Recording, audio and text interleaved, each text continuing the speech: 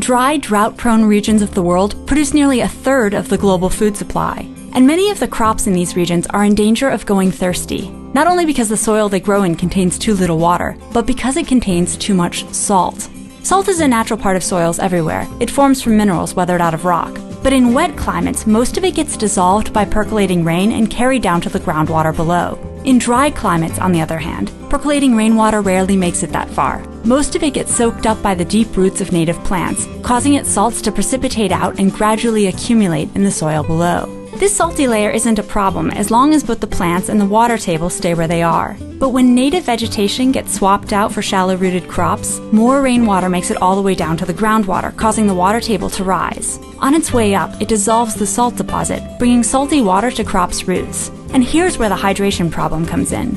Individual molecules of salt are a lot bigger than molecules of water, so they get stuck in narrow junctures in plants' plumbing and cut off their water supply.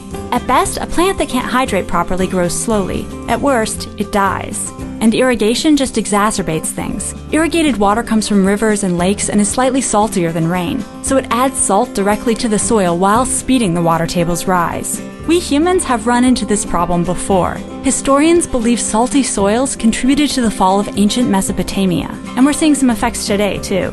As much as 1/4 of all irrigated dry farmland on Earth experiences reduced yields due to salt. But even without additional water, groundwater can come up fast. For example, when forests in southwestern Australia were converted into non-irrigated farmland, it took just 12 years for the water table to rise 18 meters to the surface. One way farmers in dry regions deal with this problem is by periodically flushing their soils with enough fresh water to remove the salt. This works temporarily, but requires a ton of water, sometimes more than is used on crops over an entire growing season. A better option is to plant thirsty, deep-rooted trees and shrubs, which can soak up most of the percolating water and reverse the rising water table. In Australia, native trees planted amongst conventional crops slurped up so much water that the water table fell 3 meters in a decade, taking its load of dissolved salts with it. And farmers in Uzbekistan achieved similar results by switching back and forth between crops and native shrubs every few years. But regardless of whether we alternate them spatially or temporally, we will most likely need to rely on drought-adapted native plants to help preserve the large swaths of dry, increasingly salty farmland that produce a third of the world's food. Because in this case, if we salt our food before we taste it, we might not get to taste it at all.